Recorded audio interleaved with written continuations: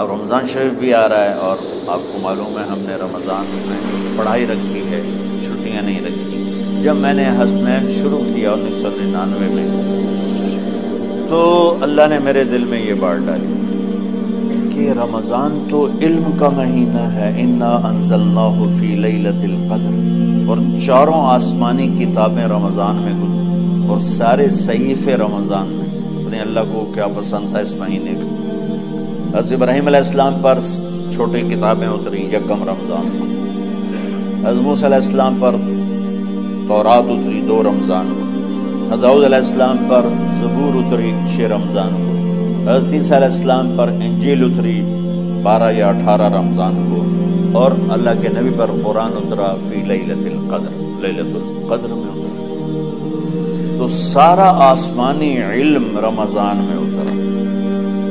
سارے مہینوں کے نام عربوں نے رکھے، محرم، صفر، ربیع الاول، ربیع الثانی، جمادی الاولی، جمادی الثانی، رجب، شعبان، رمضان، شوال، ذوالقعدہ، ذوالحج۔ اس میں جو رمضان ہے یہ نام اللہ نے رکھا، باقی مہینوں کے نام تو رکھے عربوں نے۔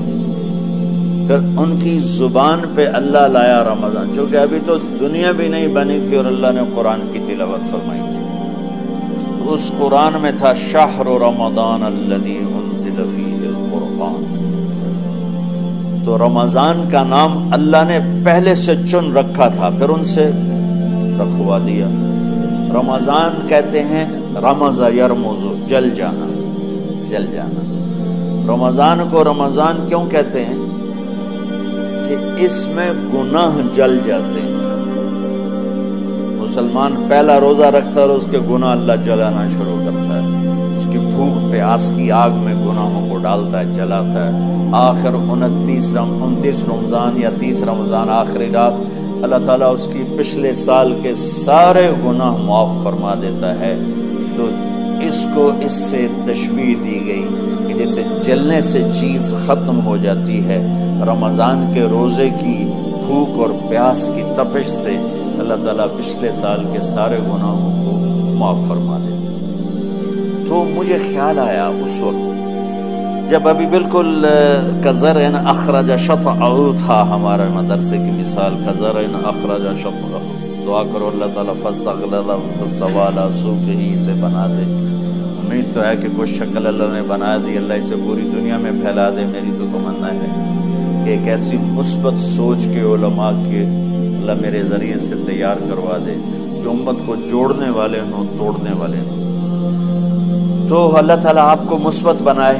رمضان میں چونکہ سارا علم اترا تو مجھے خیال آیا کہ ہمیں رمضان میں چھٹی کرنا تو ایک ایسی عادت ہے، کوئی سنت تو ہے نہیں، تو مجھے رمضان میں پڑھائی کروانی چاہیے، چاہے تھوڑی ہوگی۔ روزے کی بھوک بھی ستائے گی اور رات کے جاگنے کی وجہ سے نیند بھی ستائے گی، لیکن اس میں ایک لفظ سینکڑوں لفظوں پہ بھاری ہوگا، غیر رمضان۔ تو میں کراچی گیا اور مفتی تقی صاحب دامت برکاتہم سے سب سے پہلے جا کے مشورہ کیا کہ حضرت میں چاہتا ہوں کہ رمضان میں چھٹی نہ ہو، پڑھائی۔ اس وقت رمضان سردیوں میں تھا، تو وہ بڑے خوش ہوئے، کہنے لگے یہ تو بہت اچھی بات۔ وہ تو اتنے بڑے ہاتھی کے پاؤں میں سب کا پاؤں، اتنی بڑی ہستی نے، وہ صرف پاکستان کا سرمایہ نہیں پوری امت کا سرمایہ ہے۔ تو ان کی اس بولنے نے مجھے ہمت دے دی۔ تو پھر میں نے یہاں آ کر ہم نے رمضان میں سبق شروع، اس وقت ذرا میری ہمت تھی تو میں رات کو پڑھاتا بھی تھا، بیان بھی کرتا تھا۔ تو ہم نے رمضان میں شروع کی کہ یہ رحمتوں کا مہینہ، ہر چیز کی برکت کا مہینہ، ہر شے کی اللہ کی طرف سے فراوانی اس میں ہے، علم کی بھی، ہدایت کی بھی، رزق کی بھی۔ غریب سے غریب آدمی بھی سموسے بنا کے بیٹھا ہوتا ہے، پکوڑے بنا کے بیٹھا ہوتا ہے، اور دسترخوان پہ ایک کی بجائے 3 چیزیں پڑی ہوتی ہیں۔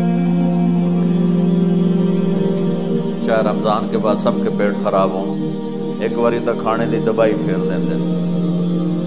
روزے کا مقصد ہی فوت ہو جاتا ہے۔ روزہ ہوتا ہے بھوک کے لیے، پر وہ اتنا کھاتے ہیں کہ سحری کا کھانا افطاری تک ہضم افطاری تک ہضم نہیں ہوتا، اور افطاری کا کھانا سحری تک ہضم نہیں ہوتا، پر نہ دونوں کا ہی کھاونا ہے۔ کہتا بھوک نہ لگے، بھوک نہ لگے، وہ بھوک لگنے کے لیے تو روزہ ہے۔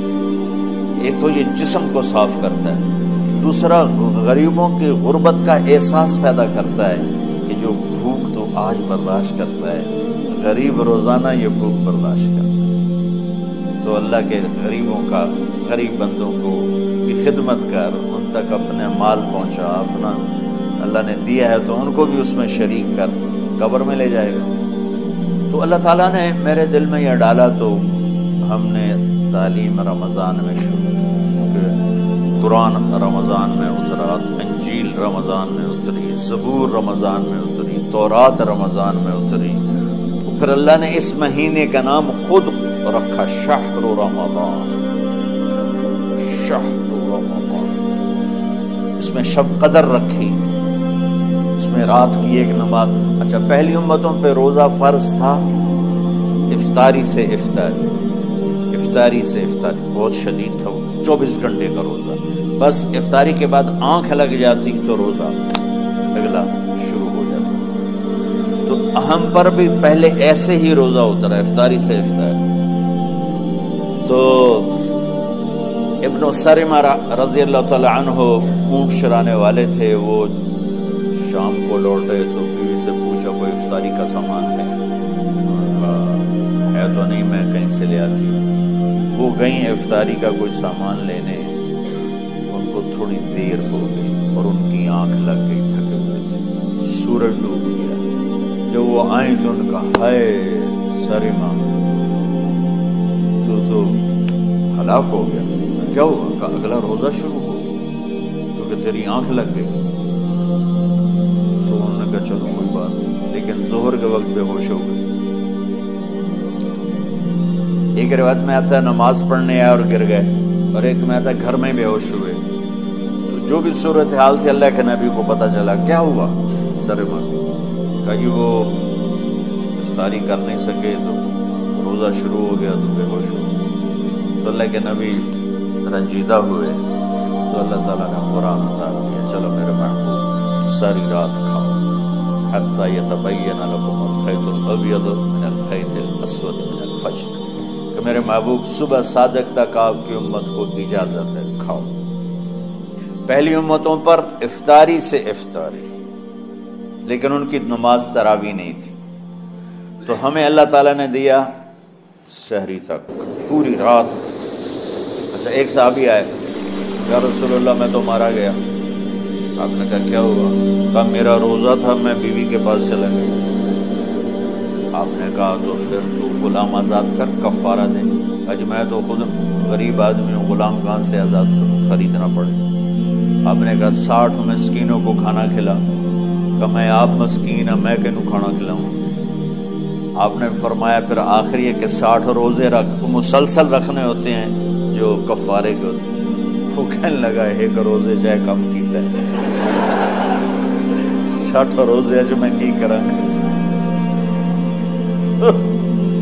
آپ نے فرمایا اچھا ٹھیک ہے بیٹھ جا۔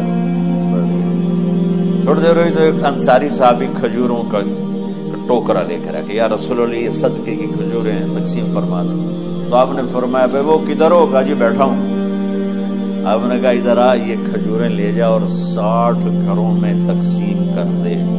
سبحان اللہ، اللہ نے اس امت کو لاڈ لڈائے ہیں، یہ اللہ کی لاڈلی امت۔ عجیب واقعہ یہ، کہنے لگا یا رسول اللہ، اللہ کی قسم مدینے میں مجھ سے غریب کوئی نہیں، آپ ایسا کرو یہ میرا کفارہ مجھے ہی صدقہ کر دو۔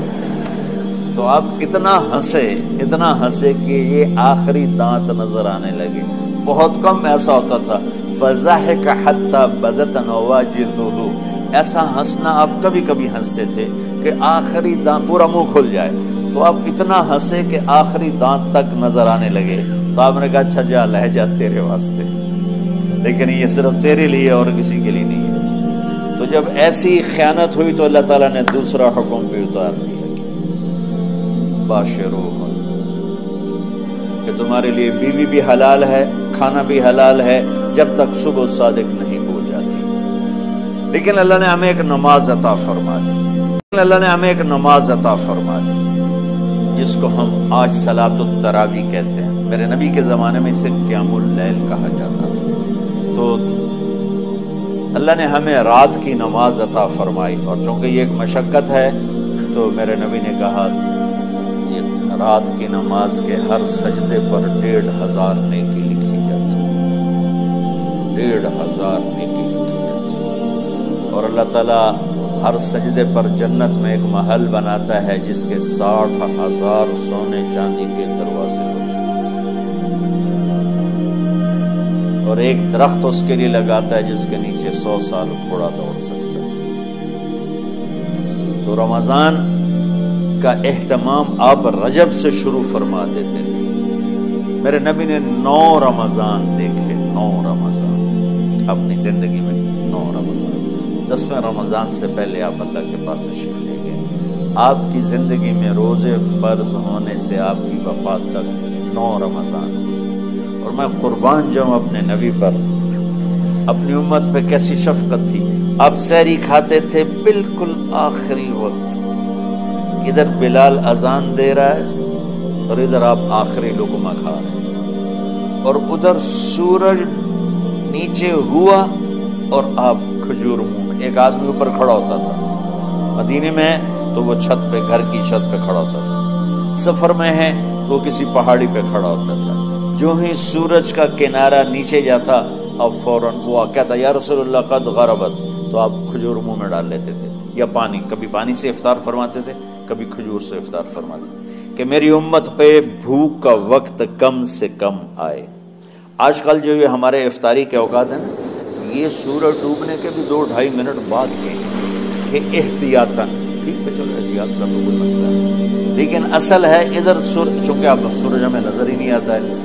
اس طرح ہم گھرے ہوئے ہیں شہروں میں، دیہاتوں میں بھی اب اس طرح کا ماحول ہے کہ وہ نظر نہیں آتا ہے. تو بہتر کہ ادھر سورج غائب ہو، ادھر لقمہ منہ میں جائے. لیکن یہ تب ہے جب آپ نظر آ رہا ہو. اب جب آپ یہاں بیٹھے ہو حسنین میں تو یہاں تو کوئی سورج نظر نہیں آئے گا، یہاں تو مینار ہی نظر آئے گا. تو لہٰذا احتیاط ٹھیک. ہمارے اہل حدیث بھائی وہ 2 منٹ پہلے ہم سے افطار کرتے ہیں، تو بڑی اچھی بات ہے کہ سورج کے غروب ہونے کا جو اصل وقت ہے اس کے ساتھ ہی افطار کرنا. اور سحری میں ایک واقعہ سناتا ہوں. آپ سحری کھا رہے تھے، بکرے کی سری پکی ہوئی تھی. تو مولا علی رضی اللہ تعالیٰ عنہ اور عرباض بن ساریہ رضی اللہ تعالیٰ عنہ آپ کے ساتھ کھانا کھا رہے تھے. تو حضرت بلال ہے، یا رسول اللہ وقت ختم ہو گیا ہے، میں اذان دینے جا رہا ہوں، آپ برائے مہربانی کھانا پینا بند کریں. اور یہ کہہ کر چلے گئے. چھت ایک انصاری عورت تھی، اس کے گھر کی چھت پہ چڑھ کے اذان دیتے تھے. چڑھنے لگے تو پھر واپس آئے کہ دیکھوں اللہ کے نبی نے کھانا چھوڑ دیا یا نہیں. آگے دیکھا تو وہ کھا رہے تھے. انہوں نے کہا یا رسول اللہ واللہ لقد اصبحت، یا رسول اللہ اللہ کی قسم سحری کا وقت ختم ہو گیا، صبح ہو گئی. تو آپ نے ہاتھ پیچھے کر لیا، کہہ رہے تیرا بھلا ہو بلال، ابھی وقت باقی تھا. تیرے قسم کھانے پر اللہ نے اس کو پہلے نکال دیا کہ تیری قسم کہیں جھوٹی نہ پڑ جائے. تو حضرت علی نے فرمایا کہ اگر بلال قسم نہ کھاتے تو جب تک میرے نبی کھاتے رہتے صبح صادق نہیں ہوتی تھی. تو بالکل آخری وقت میں آپ کھاتے تھے تاکہ کم سے کم وقت امت پہ بھوکا آئے. تو اللہ تعالیٰ آپ کے علم میں برکت دے. رمضان علم کا مہینہ ہے، سونے کا نہیں ہے، کھانے کا نہیں ہے، سموسے پکوڑے کا نہیں ہے. رمضان علم کا مہینہ، شب قدر اس میں ہے. اللہ کا عرش پہلے آسمانوں پر ہے.